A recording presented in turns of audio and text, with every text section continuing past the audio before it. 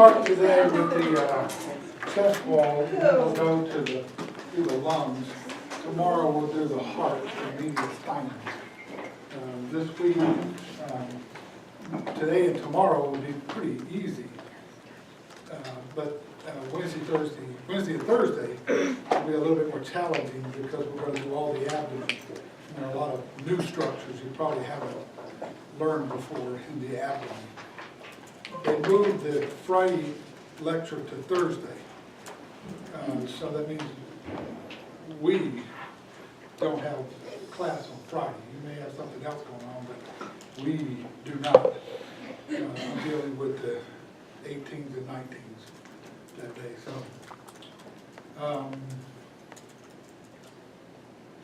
they're upstairs grading the practical. The class average on the written was 79, which is pretty good. The K value on the written test, it says whether or not it was a good exam or a discriminating exam. Was the highest any exam we've ever given in this program. So if you did well, it's because you knew the material, not because you were guessing. If you did poorly, it's because you did not know the material, not because you too were guessing. And then the practical, I don't know, practicals should be pretty good because there are a lot of big structures.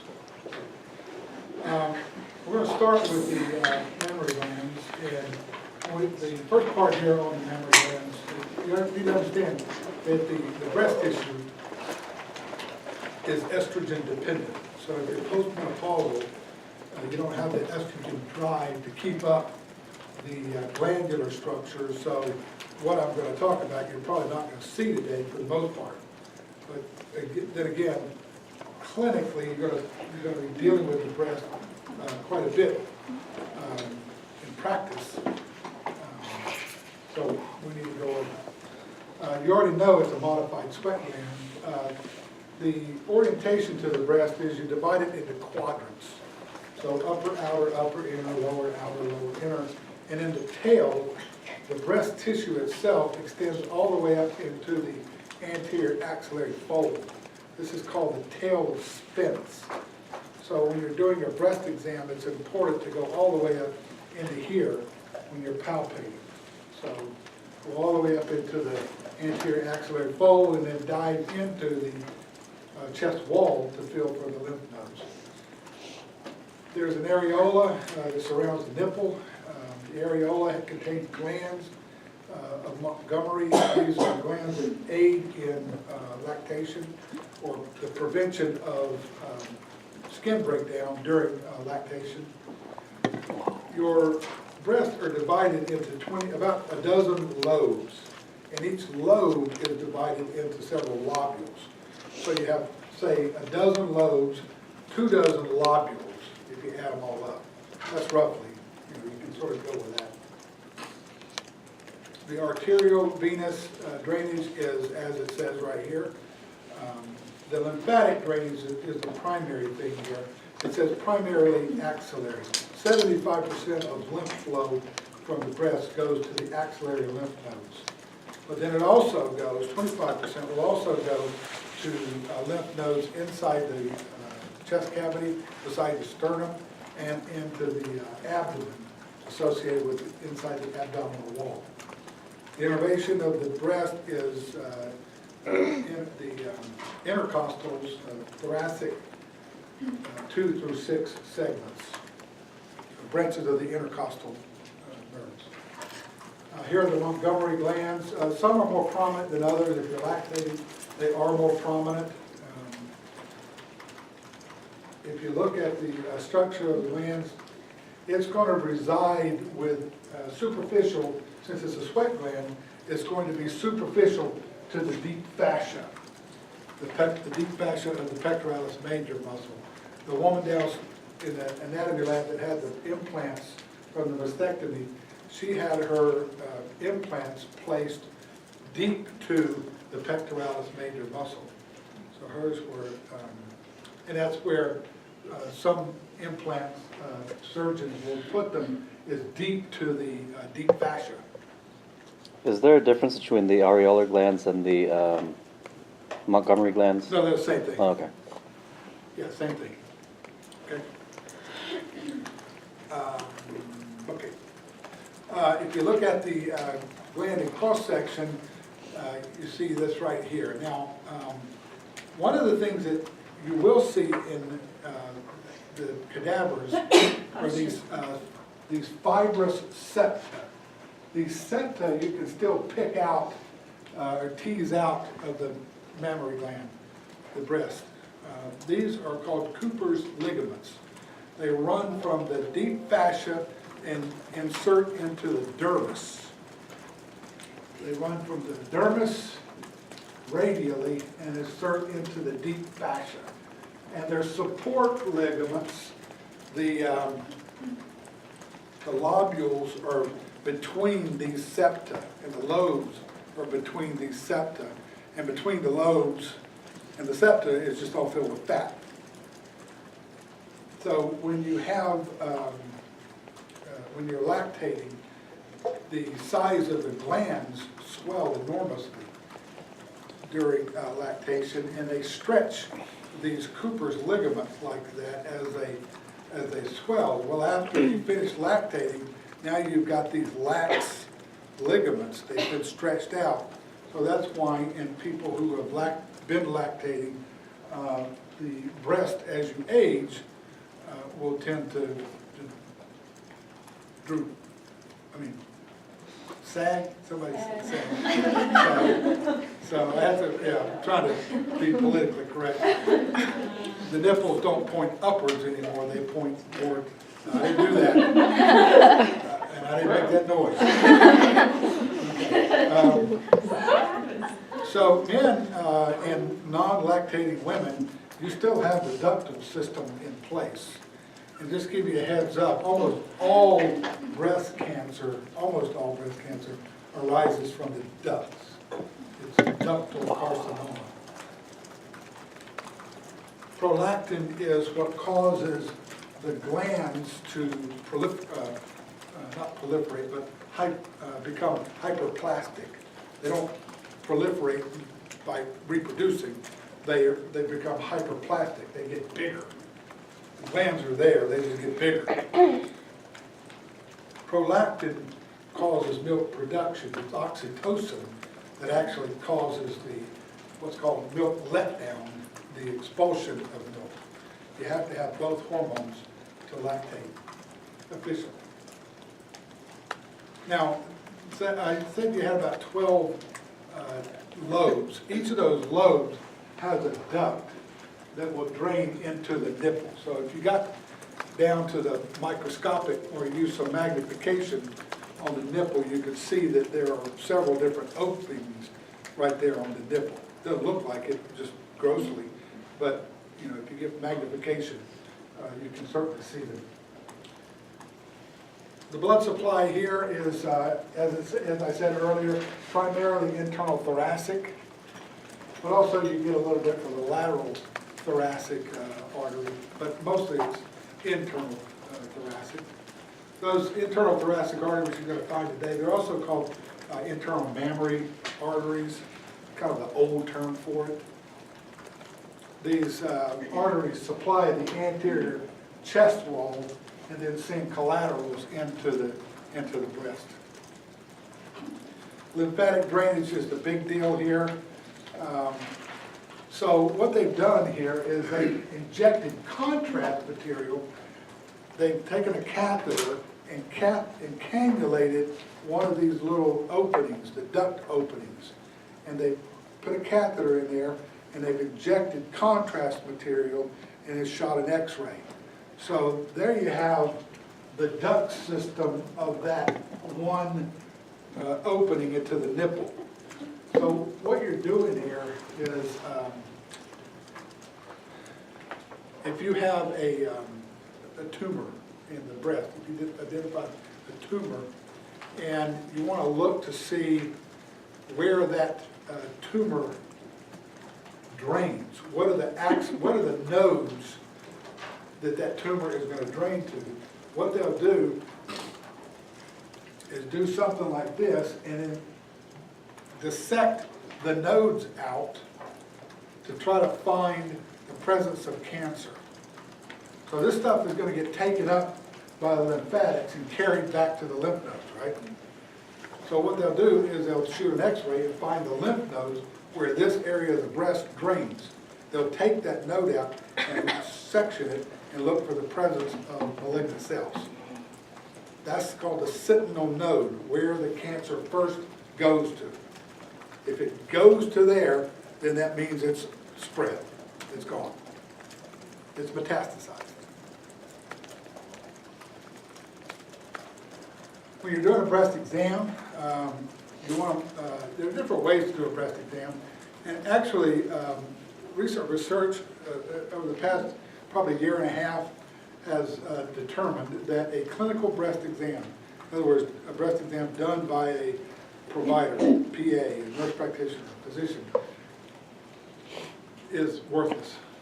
Also, you know, they've been telling you people, the females of you, to do monthly breast exams. They even have little cards, hang up in the shower. Worthless.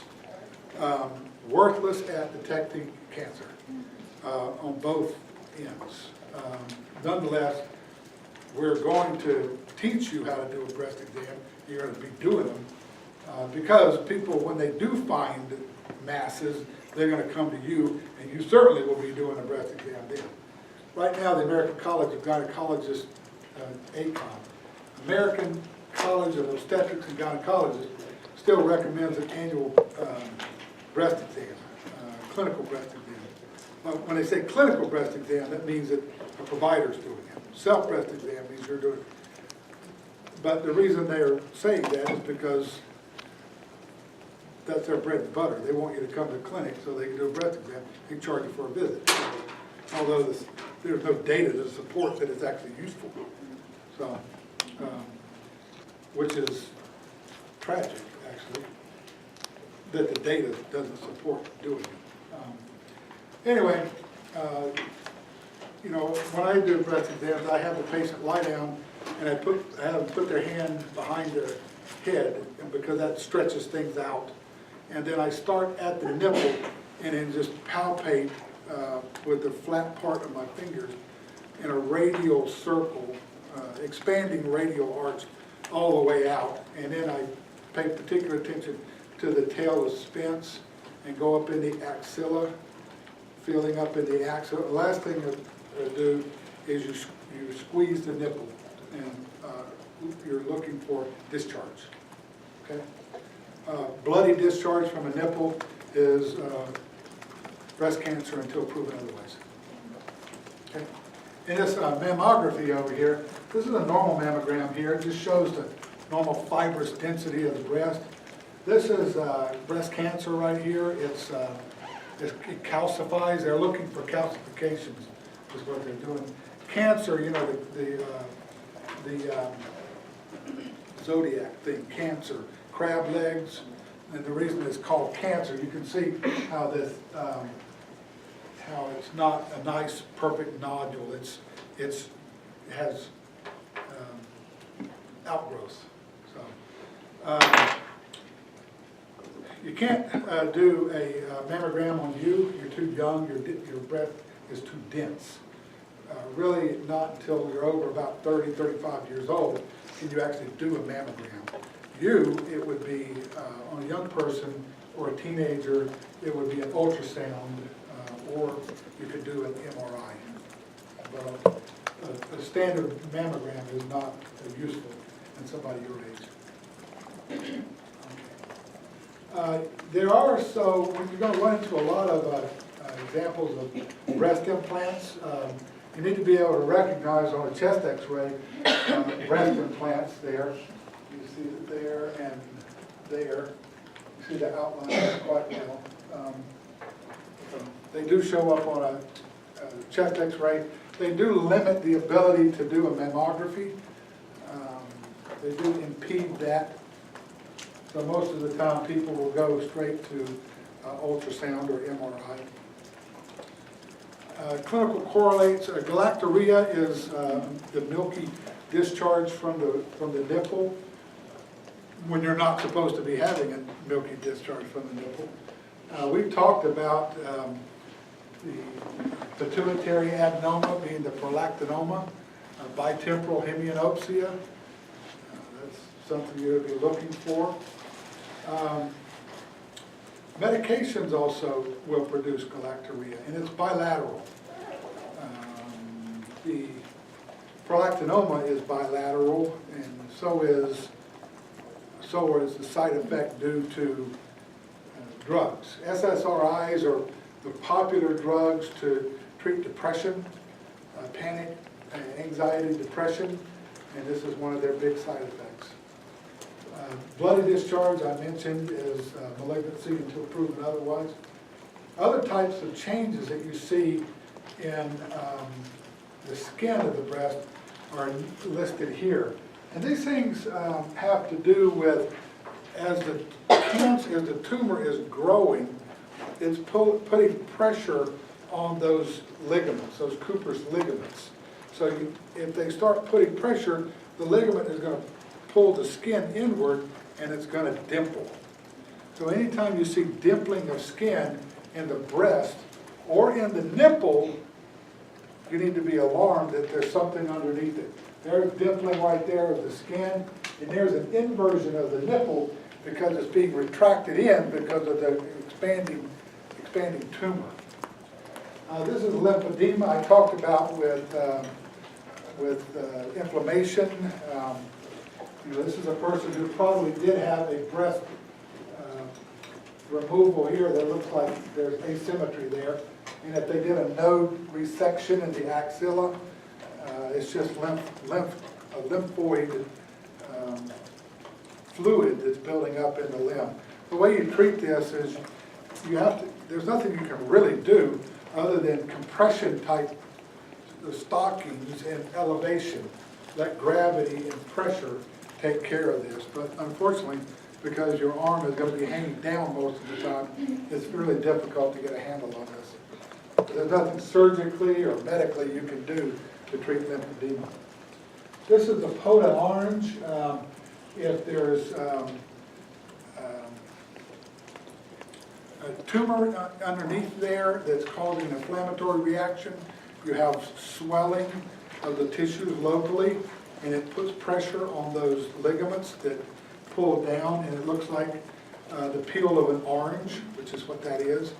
So that's a characteristic feature there. You need to be looking for breast cancer in those people. All right. You're going to see all of these clinically. Breast cancer is 1 in 7 will get breast cancer before in your lifetime, so that's pretty high.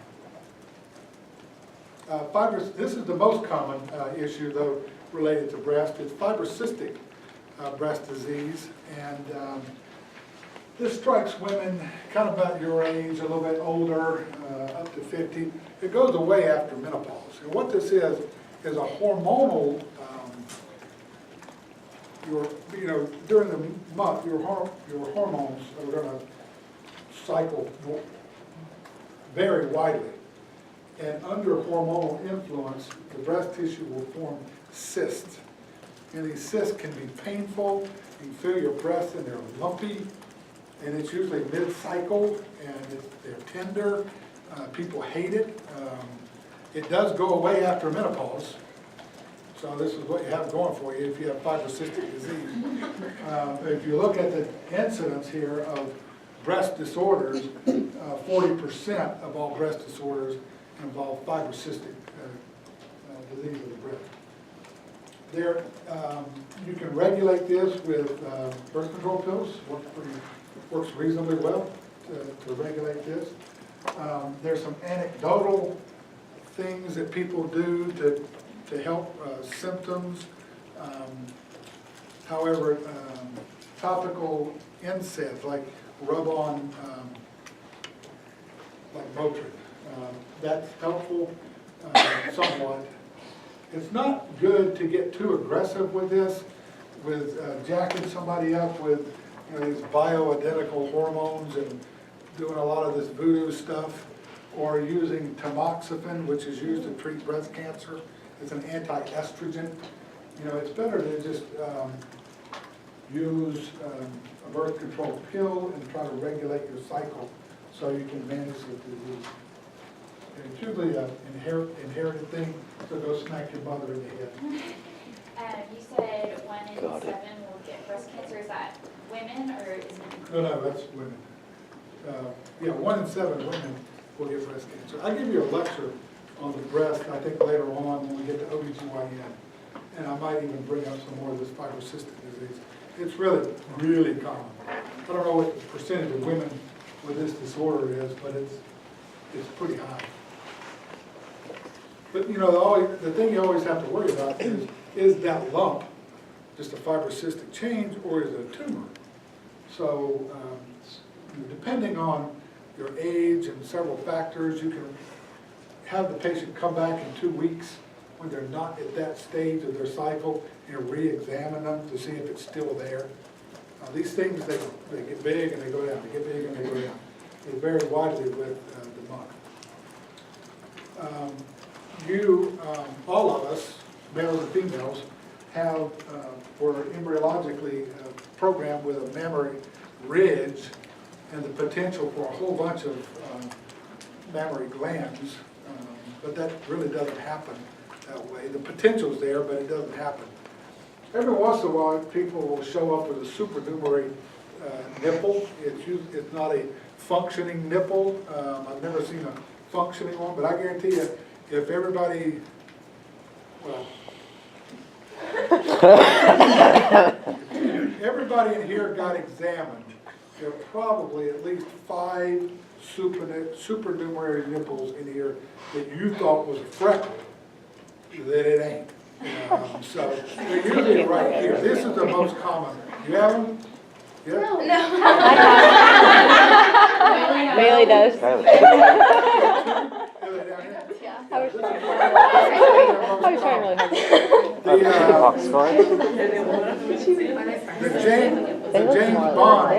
The James Bond movie, the old James Bond movie where there was a guy, like Goldfinger or something, with a third nipple right here in the middle of his chest.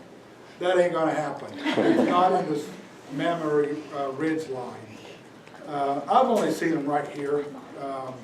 I've never seen them up in here, and I've never seen them down here. But I mean, you're going to be examining people, and there's going to be a little freckle right there. You're going to know it's a nipple, and don't go say, "Hey, you got an extra nipple." You're going to be spending a long time. You got them too? No, I was just going to ask, are there like nodes and stuff in those third nipples? What's that? Are there nodes and nodules in those third nipples as well? Are there what? Nodes. Nodes? Not well, yeah, the Like lymph nodes associated with it? yes. No, it's just it's a non-functioning, just a hyperpigmented, it looks like a mole. Oh, okay. Very rarely will it, I mean, a lot of times it'll have a little raised elevation with it, you know, so it's not like a flat mole, it's like a raised elevation. So, now after class, at the break, everybody's going to go look and see.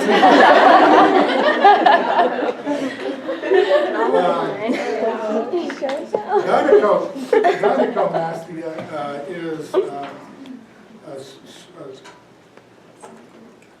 swelling of the breast tissue in males that's abnormal.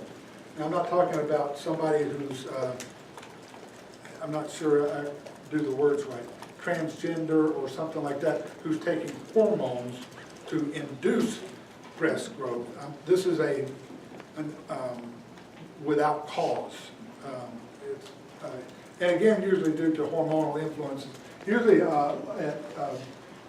little kids, little boys, and it resolves with time. Now, of course, the thing you got to watch out for here is you don't want to miss a prolactin tumor because of this. So you would definitely need to rule that out. Okay. And you know, I don't mean to be insensitive or anything, but I have no understanding of the different terms, of all these different terms that are out there. So you got to bear with me here. You know what I'm talking about, though. you're gonna run into a lot of patients who are taking hormones to change. And so one of the things you have to keep in mind clinically is that if you're transitioning to a male, you still have a risk of cervical cancer, breast cancer. And if you're transitioning to a female, you still have unless your testicles have been removed, you still have a chance of, so you have to keep this in mind as you're dealing with folks. Okay, important landmarks here. This is Ryan let me take these pictures this morning after the so appreciate that, Ryan.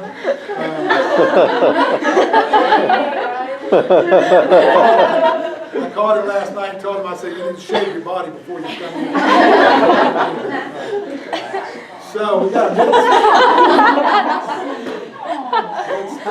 we know he doesn't have supernumerary nipples, so you got a mid-sternal line here, mid-clavicular line.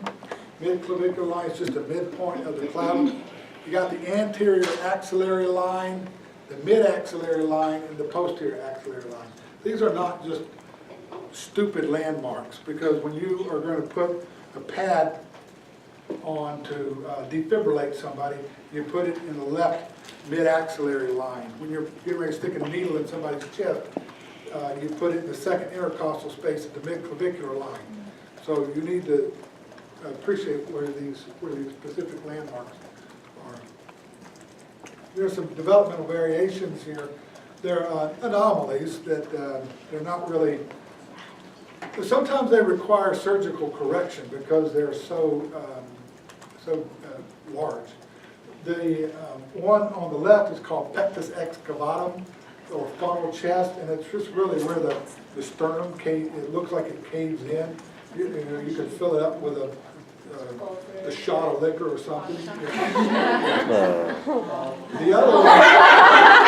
I wasn't gonna say this. Yeah. So the other one is pectus carinatum, and it's like I also call it keel, like a boat, a sailboat, a keel, where the sternum kind of folds out. Anybody have either one of these? No, they're actually pretty common. My cousin does, but it's not as pronounced with the funnel chest. Yeah, I mean it's they can be pretty pronounced. My boyfriend has a funnel chest. He does. Can those be caused by football injuries? No, these are developmental. Oh, okay. These are developmental. They just push their organs out? Based on where Well, no, the only time that you surgically correct them is really pectus excavatum, where you have an issue with, because they tend to be a little hunched over, and if it's severe, they have, because they're not standing upright, their lung function goes down over time, so that's the reason you want to correct it. But 99% of the time, you do not have, 99.9% of the time, you don't have to correct it. Is it genetic? Like I know it Yeah, happens. well, it's genetic.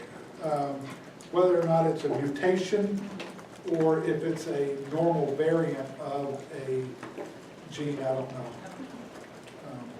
I don't know if these sporadically show up, or if it's, if your dad had it, you're going to have it. The osteology of the chest is pretty straightforward. By the way, in the lab today, all we're going to do in the lab today is we're going to spend, you've already taken the skin off.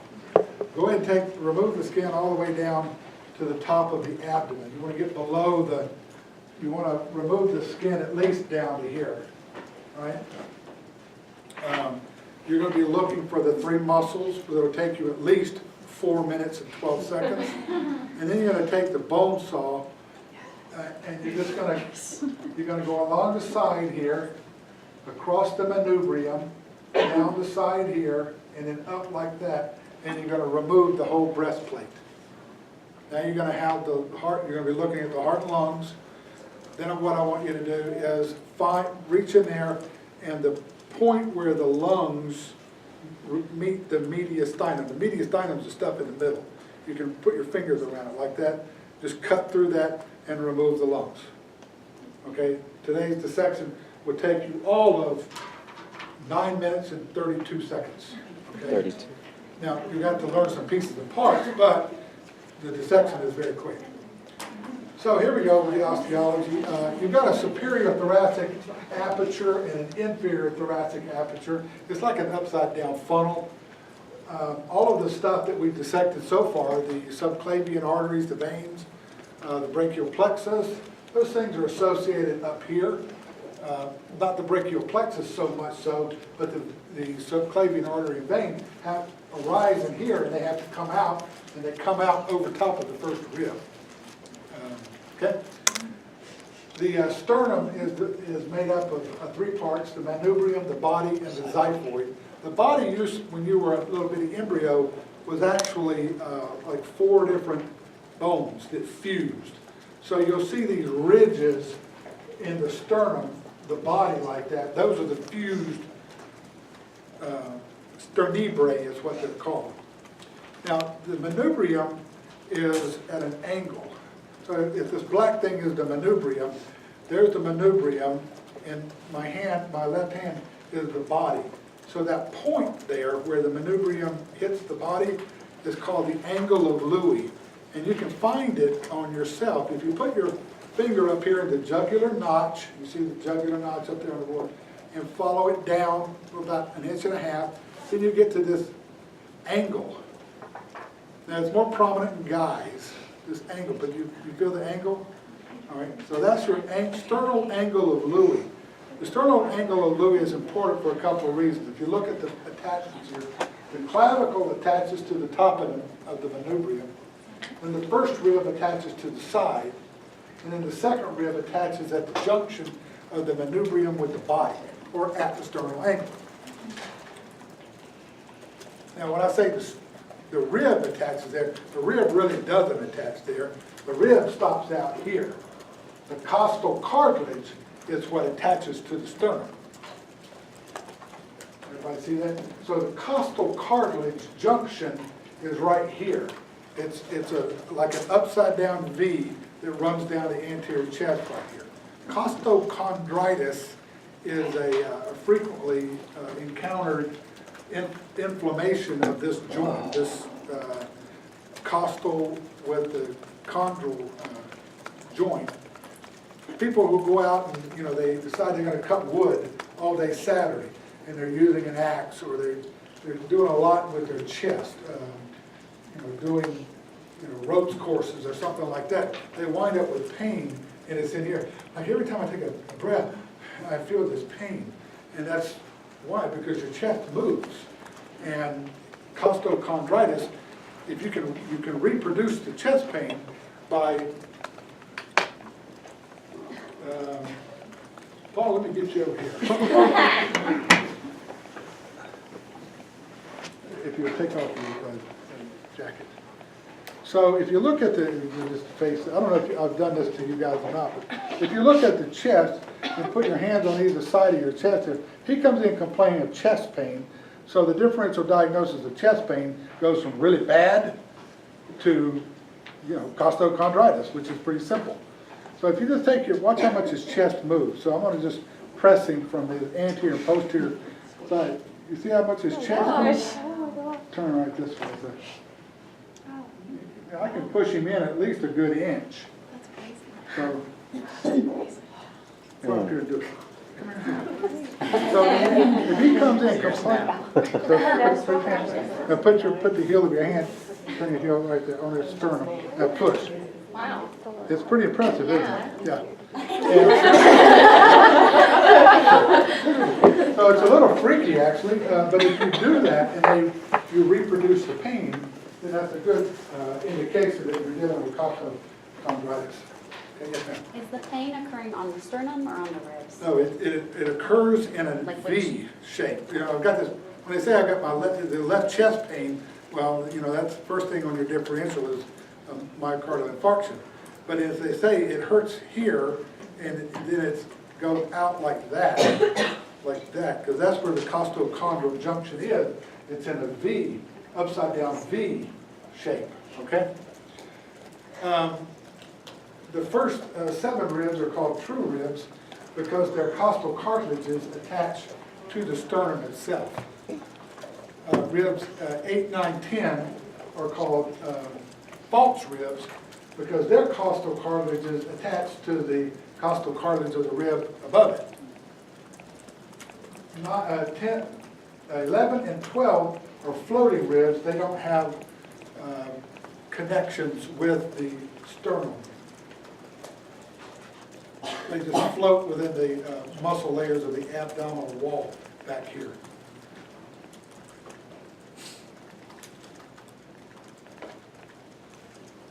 I want you to pay particular attention to that second rib right there at the angle of Louis. Because if you're having to do what's called dart the chest, I'll talk about it later on, to put a needle in a chest to get rid of air that's trapped inside, you put it in the second intercostal space at the mid-clavicular line. So if I was to rapidly, I got to find your second intercostal space. Can you? Yeah. So you're out. Turn down.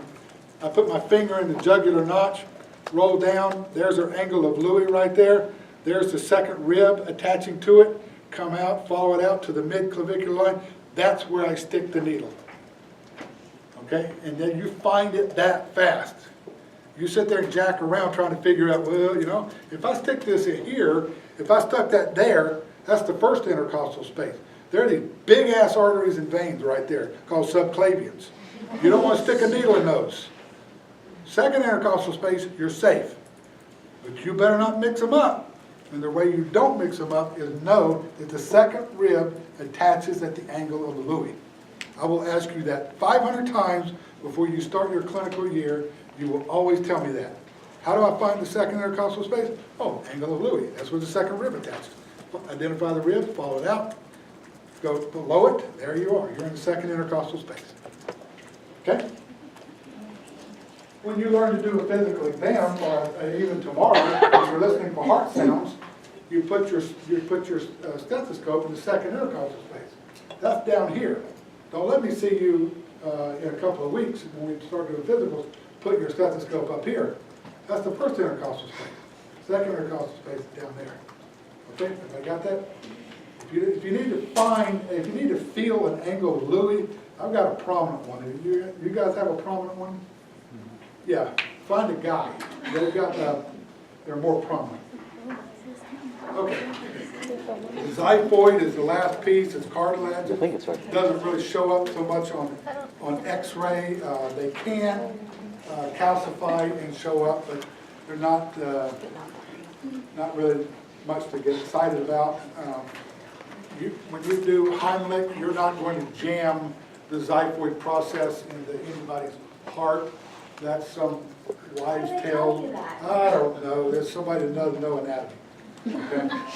I mean, if your xiphoid process was this big and it was shaped like a dagger pointing that way, yeah, I would say so. But you know, it's just like this big. So unless you're going to squish them. So anyway, the relationship of the sternum to the vertebra. If you draw a line through the angle of Louis right here and go straight across, it's going to hit about T4, T5. Really, that's not that important. The important thing about that landmark is that that's the top of the heart. The top of the heart is through the sternal angle of Louis right there. So that's the angle of Louis. I know my heart is sitting right here. It's not up here, it's down here. Now, if you look at the diaphragm attaches to the xiphoid process in the front, but in the back it goes all the way down to the T12 vertebra. So it has a dome-shaped structure, and you'll see that in lab today when you put your hands behind the dome. It's pretty remarkable. Details of the ribs, you're not going to be asked to identify which rib is which down in the anatomy, on the anatomy practical, but there are some features that you should know about a rib. Here are the articular facet, or they're actually called demifacets. Well, I guess they're facets. Those are facets. They articulate with the demifacets on the vertebra. So the head of one rib articulates with the body of two vertebrae. Then behind the head is the neck of the rib, and then there's a tuberosity right here, much like the radial tuberosity that was on the practical today. That tuberosity, some people were struggling with that. I could see you passing a little gas trying to figure out what that was. All right, so that tuberosity articulates with the transverse process of the lower vertebra. So if that's the 7th rib, it articulates with the 7th vertebra transverse process and the 7th and 6th vertebral bodies. And then past the tuberosity here, you go a little ways, and then the rib takes a sharp turn. It comes out like this, comes out parallel or perpendicular to the thorax, through the vertebrae, and then it turns like this. The rib itself turns. It's called the costal angle. And then it dives in an anterior-inferior direction, as you see illustrated here. Comes out straight and then will dive in an anterior-inferior direction. So that's the costal angle right there. On the inside, on the inferior margin of the rib, is a groove. It's called the costal groove. I don't see, there it is right there. Costal groove. The nerve artery and vein run in that costal groove. So the nerve artery and vein run on the inferior surface of a rib. Now, those are all the features of a rib that we need to go about. When you start getting down into the lower ribs or the upper ribs, the costal angle is difficult to see, so look for it in sort of the mid ribs. Okay. On a chest x-ray, you can see that illustrated right here quite nicely. Now, chest x-ray is taking a three-dimensional object and squishing it in a tube, right? So if the rib comes out and around like that, you're going to see both the anterior and posterior side of the rib. So the posterior aspects of the rib come off horizontal and perpendicular to the axis of the vertebra. So if you follow them around, then you can see the anterior ribs going down there like that. Everybody see that? All right, so if you count the ribs, there's 1, 2, there's 1, there's the posterior aspect, there's the anterior aspect of it right there. So if we count the posterior aspects of the ribs, 1, 2, 3, 4, 5, 6, 7, 8, 9, 10th rib right there. A good chest x-ray will give you chest expansion down to the 10th rib. If you can't see the 10th rib, it's not a fully expanded chest. 10th rib. By the way, regardless of what you read, scripture-wise, males and females have 12 pairs of ribs. Guys aren't shortchanged on their ribs, okay? Not to disparage anybody's belief system, but you all have 12. Okay? Any questions about this? My stepsister had a rib removed and it grew back. Excellent. Why? How does it grow back? I'm not sure I can answer that. I don't know what was removed. You know, bones remodel. Maybe it was part of remodeling, I don't know. But if you take a rib out, it ain't going to regrow. It's gone. Okay. Now, the muscles in the area, I mean, I don't want to call you, who did you say was your sister? My stepsister. I don't want to call her a liar. You know, but, No, she has the scar. You can see well, it. I'm sure she has a scar. So, anyway, let's get off the stepsister. There are 3 muscle layers in the chest that form the intercostals. And by the way, you have 11 intercostals, and then below the intercostals is subcostal, right? So if you're looking at intercostal nerves, you only have 11. The 12th one is the subcostal nerve. Okay, so this is from the outside right here.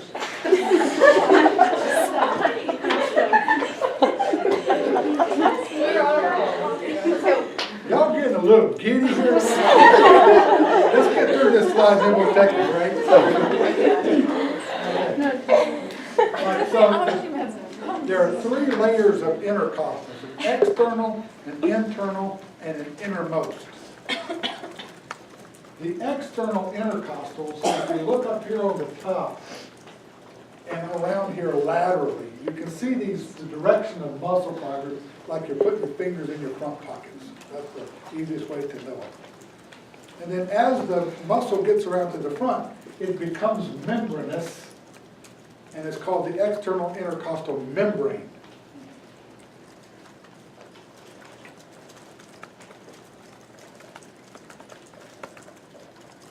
So the external intercostal is a muscle from around the back all the way to about here, and then it's a membrane. The internal intercostal is the exact opposite. In the front, it's a muscle. You see right here, it's a muscle. And then once you get all the way around to the back, it becomes a membrane. And the fibers here are 90 degrees from the external. In other words, if the internal looks like, the external looks like you're putting your fingers in your front pocket, the internal looks like you're putting your fingers in your back pockets. The direction of muscle fibers. And then once you go through the internal intercostals is the innermost. And the direction of those fibers is the same as the internal back pockets.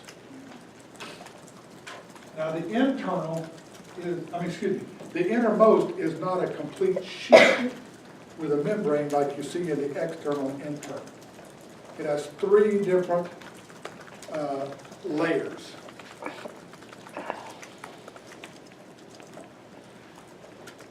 To draw this out is the easiest way to illustrate it.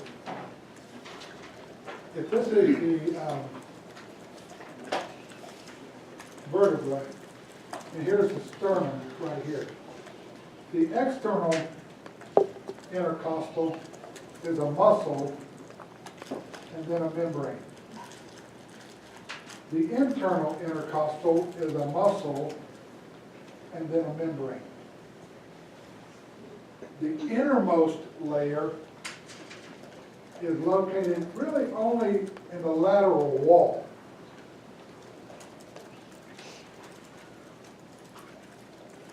Anteriorly, it continues as a muscle called transversus thoracic. Don't write it down because you're going to see it in the subsequent slide. And back here, it's a muscle called subcostalis. We will never look for that muscle, so don't write it down.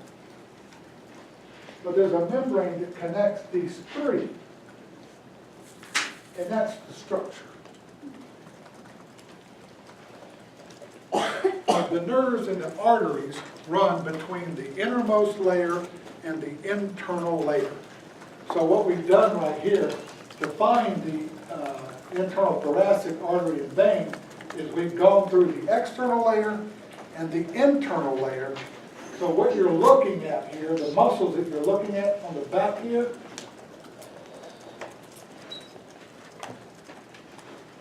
that this would be the artery right there, the vein. That muscle is transversus thoracic.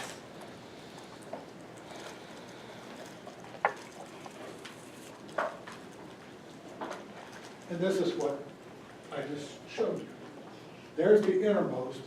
There's transversus thoracic. What they don't put over here is subcostalis. But the arteries and the veins and the nerves run between the inner 2 layers. You remember from like 6 months ago when we were in anatomy? We've got the dorsal root ganglion, the dorsal root, the ventral root. There's the dorsal primary ramus supplying the deep muscles of the back right there. And then here you go supplying that couple of inch strip right there. And then this is the ventral primary ramus going out here to supply everything laterally and anteriorly. That's how it's designed. See, it all makes sense now, right? Oh.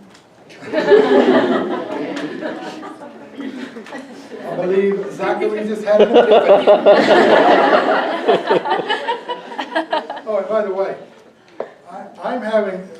there are two issues here. One is that I'm 60 years old. The second is I'm having a hard time learning your names because your pictures do not look like you. So this afternoon, I'm going to take the composite on the wall. I know a lot of you, but I'm just having, some of you people don't look anything like that picture, and I don't even know who the hell you are. So Olivia. If you could have a name like T, that would really be helpful. If you're going to stick a needle or a chest tube in somebody's chest, you want to make sure you do it on the superior surface of a rib. Because remember I said the nerve, artery, and vein run in the costal groove right there. And if you put it below a rib, you can poke through these things. You can damage them. And by the way, in a lot of places, like in the femoral area and here and other places, the orientation of vein, artery, nerve, band is the same. V-A-N. So if you just learn which side the nerve is the inferior one, okay, and the intercostals. That holds true throughout. So if you're going to stick a needle in a chest to drain off fluid, for example, I'm going to show you here in a little bit, you want to stick it in at the top of a rib, not at the bottom of a rib.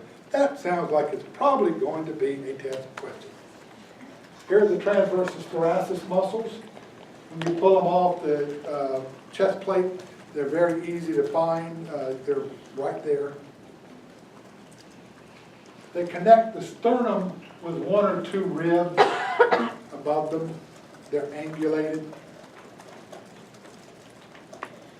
Okay, so why don't we take a break and then we'll come back and start on the lungs.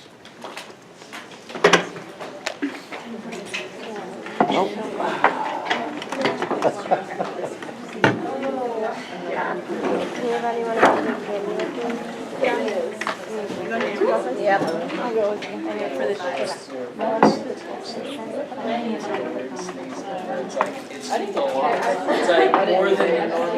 Are they us?